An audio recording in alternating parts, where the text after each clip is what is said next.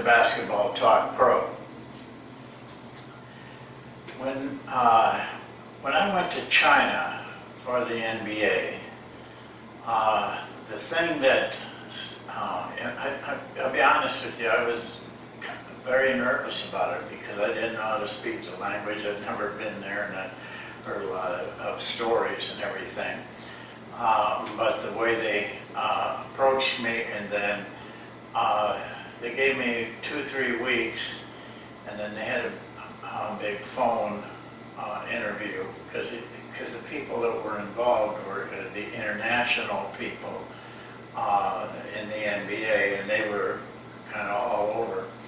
But I asked to look at some films, and before I had to go through this grilling, and they got me some films. I think there was 3 or 4 films, and it was of the CBA, which is their NBA.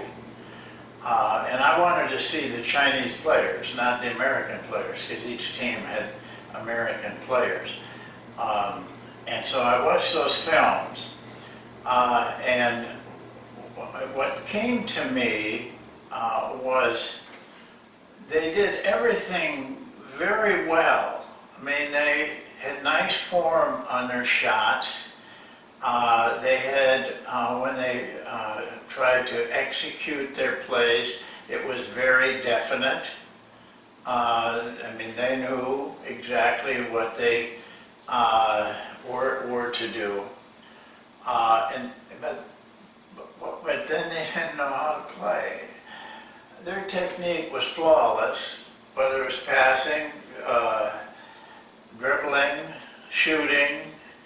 Their execution was very exact, but they didn't know how to play in the game. And they were almost like,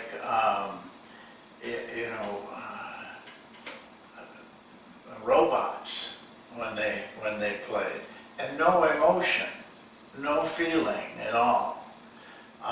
So when I spoke to the people, what I would do there if they decided that they would have me, was I would try to give them more playing experience, and that's the topic today: game experience. It was what they were missing. After I got there, I learned, that most of their practices, because we had 8 full-size gyms in this one building, and so some of the pro teams would send. They had like a junior team and another team, a younger team. They would send them to there. They'd rent space in our dormitory and in the gym. When I looked at them practice, they just practiced drills.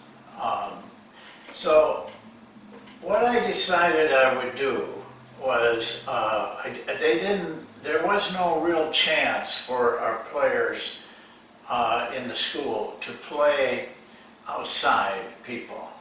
So what we did is we set up we gave each coach a team, and they practiced with them, and they coached them in games, and we had regular games 3 times a week. So they played 3 games a week, and the coaches coached them in those 3 games. So over the course of a year, they would play over 100 games. If they were, they didn't get injured, and they stayed with it and everything, they would play over, and the coaches would also coach over 100 games. This was the experience that they needed, and this is what allowed us to win in the big national tournament and come in second, and only lose 1 game in the major national tournament.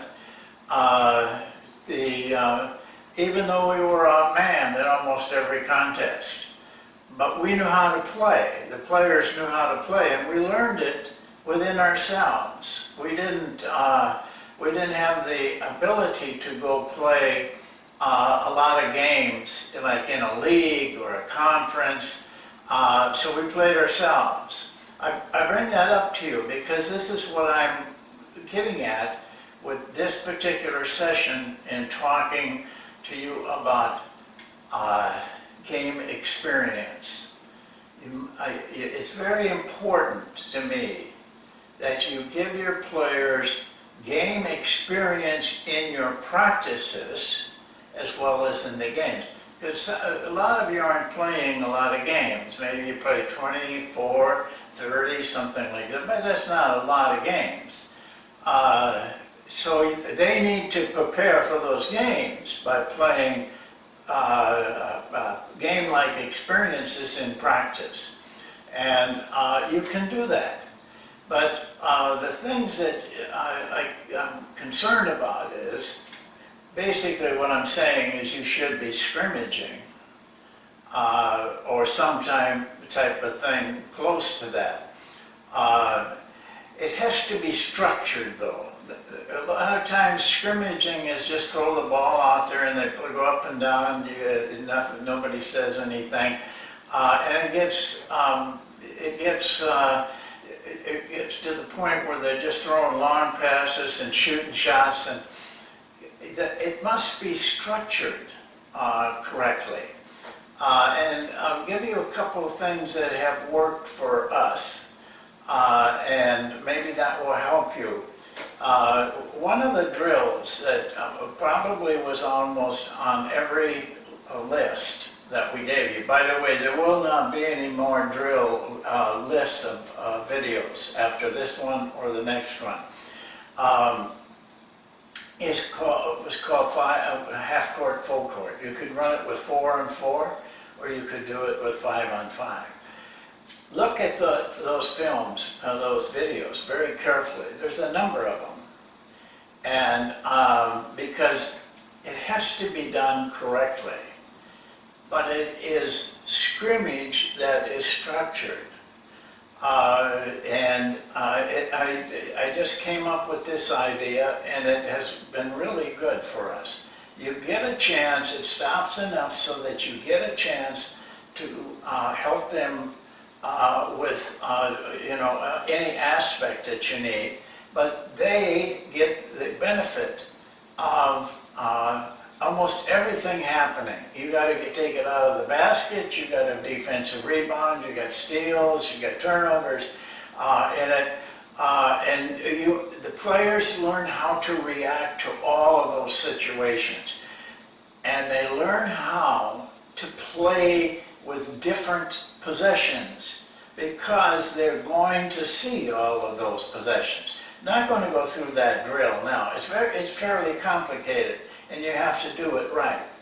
But it's a really good thing you can do with your players in practice and use it a lot. The other thing I think you should do, I'm all for it, of scrimmaging, but what I don't want to see in scrimmaging, that it gets out of hand. And they aren't running their plays. They're just playing, which isn't bad either, because it gives them a chance to reach out and learn different things on their own. But I think that if you're going to scrimmage, one way you can control it, because you got first team versus the second team, and I feel strongly about that. That 5 guys that take the floor at the beginning of the game and play most of the minutes need to work together, and those guys that are coming in off the bench also need to work together. One way you can control things is play to 7 baskets, because in that length of time, the one team, the 5 that start the game, the 5 that you're counting on, cannot dominate the second team in that length of time. You keep it competitive. That's very important in scrimmaging. You keep it competitive, but you keep it so that they're doing the things you want them to do in a game. I see this all the time. Players don't really recognize the different situations you're in depending on how you get the ball. They need to have practice at knowing when to set up a set play, when not to set up, and how to go about that setting up.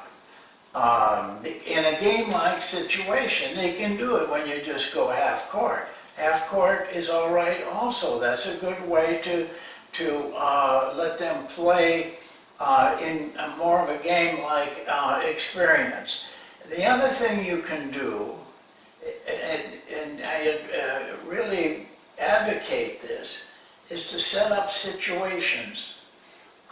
We do a lot of scrimmaging by saying, okay, there's 4 minutes on the clock, team A is ahead by 2 points, and team B is gets the ball out of bounds. You have to help them through this, though. They'll make a lot of mistakes and play wrong, do things wrong. You have to be there and involved to show them that this was wrong. You know, you shouldn't have done this when you're 2 points ahead or you're 2 points behind. This is very good scrimmage situations, and you can control those. Before I go to the last thing, I just want to point out to you, I think every practice, unless you're resting your team, you should be doing some kind of game experience training. They should be either scrimmaging or half-court, full-court drill or situations or, whatever. But you should do that every day. You know, you just can't do it once or twice and expect them to learn.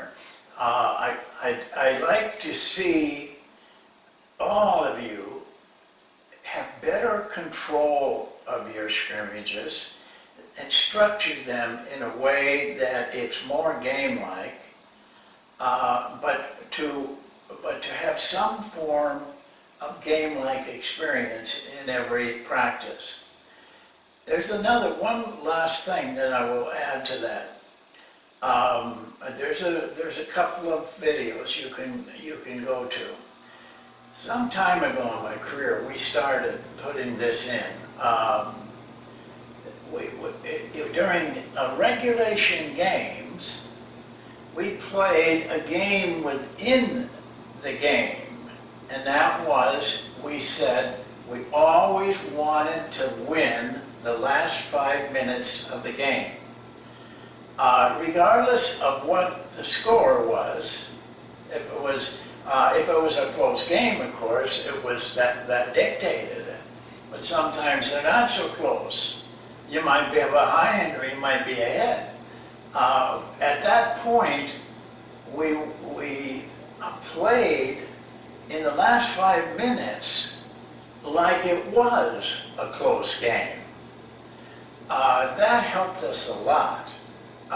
It helped us. We didn't have to do it much in practice, but because we were really practicing during the game, in the last 5 minutes of the game. The players will take to that, even professional players. They will want to win that last 5 minutes of the game, and I could give you examples of where I had to let the players know, hey, we got to win the game first, before we worry about winning the last 5 minutes. But I had somebody on the bench just keep track of when it came close to the 5 minutes mark. What was the score? at that time. Maybe you were ahead 78 to say 65. Okay, but now it went back to 0. And you played that last 5 minutes like it was, you know, that was the last 5 minutes of the game. You had to win that. That created some really interesting situations. For one thing, blowouts. What used to frustrate me terribly, we were winning by, say, 20, no chance. They had substituted, and we had substituted. Then the guys coming in, just, you know, that was their 5 minutes. They had to get up shots and all of the things. Got very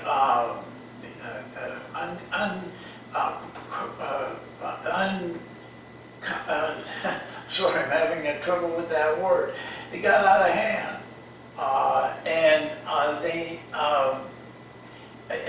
I didn't like it. I hated those things until we did this. Because now those guys coming off the bench were playing to win the last 5 minutes, regardless of what the big clock said. We had our own clock.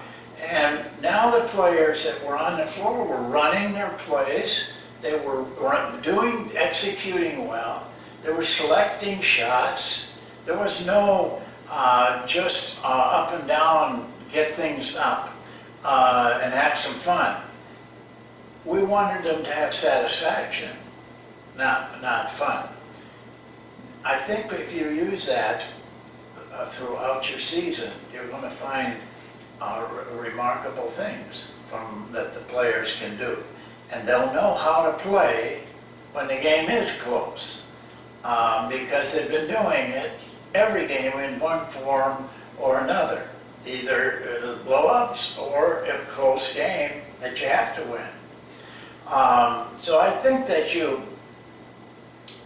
need to make it a point of how you approach practice, that getting game experience is as important as your drills and your other things that you do. But they need to have game experience. In China, that changed a lot of things for the type of basketball in China. Not only with our school, but other schools. They would, in China, they would practice all year long and play 5 games all year. That's why they can't win internationally. They can have great players, but they just they don't know how to play the game.